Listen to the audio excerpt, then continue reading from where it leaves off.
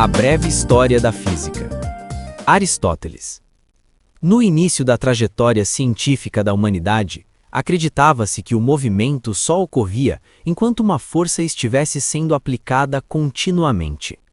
Essa concepção estava alinhada ao pensamento de Aristóteles, que estruturava suas conclusões principalmente por meio da lógica e da observação não sistematizada.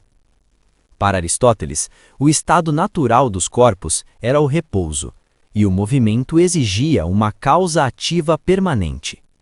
Embora suas ideias fossem coerentes dentro do contexto intelectual da época, muitas conclusões baseavam-se em raciocínios plausíveis, porém não submetidos à verificação experimental rigorosa, o que as torna incompatíveis com a física moderna.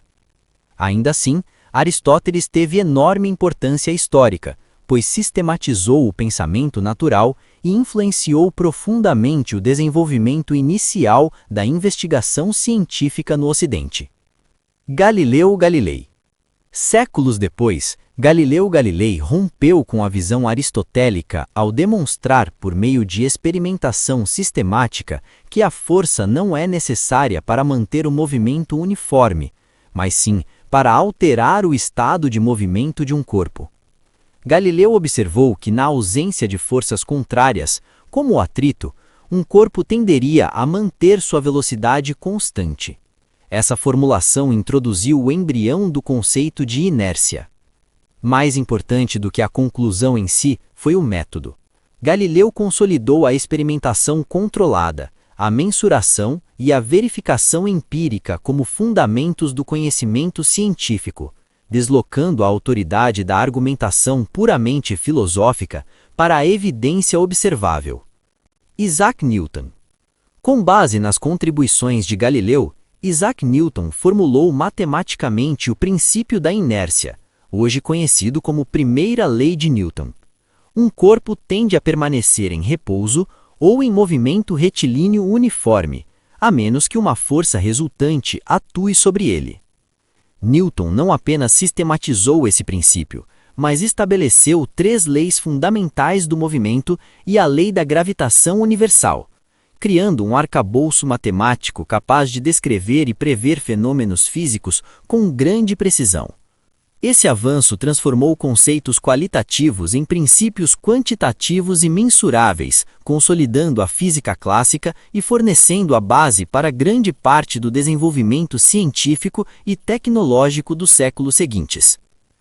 Albert Einstein. No século XX, Albert Einstein ampliou os limites da física ao formular a teoria da relatividade, que reformulou os conceitos de espaço, tempo e gravidade. Einstein demonstrou que espaço e tempo não são absolutos, mas interdependentes, formando uma estrutura dinâmica, o espaço-tempo, que pode ser deformada pela presença de massa e energia. Além disso, mostrou que as leis físicas assumem comportamentos distintos em velocidades próximas à da luz ou sob campos gravitacionais intensos. Importante destacar que a relatividade não invalida a física newtoniana. Para velocidades muito inferiores à velocidade da luz e em campos gravitacionais moderados, como ocorre nas situações cotidianas, as equações relativísticas convergem para as equações clássicas de Newton. Assim, a física clássica permanece válida como caso particular dentro de um modelo mais amplo. Essa ampliação conceitual abriu caminho para áreas como a cosmologia moderna, a física de partículas e novas interpretações da estrutura do universo.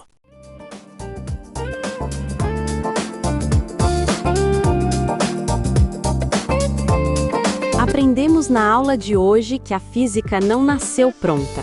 Ela é uma evolução constante da nossa forma de enxergar o mundo. Vimos que, com Aristóteles, a ciência era guiada pela lógica e pela intuição.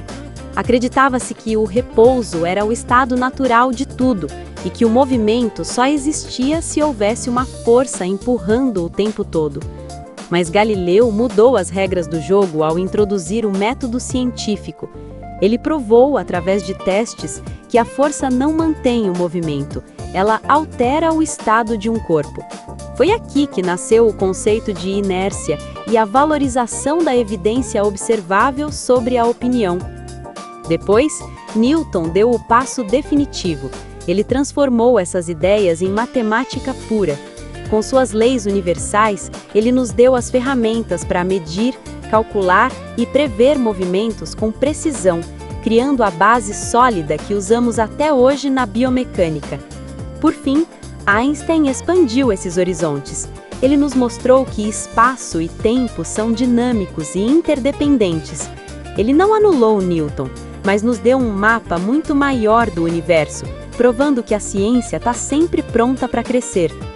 Em resumo, saímos da observação subjetiva para a ciência exata da medição.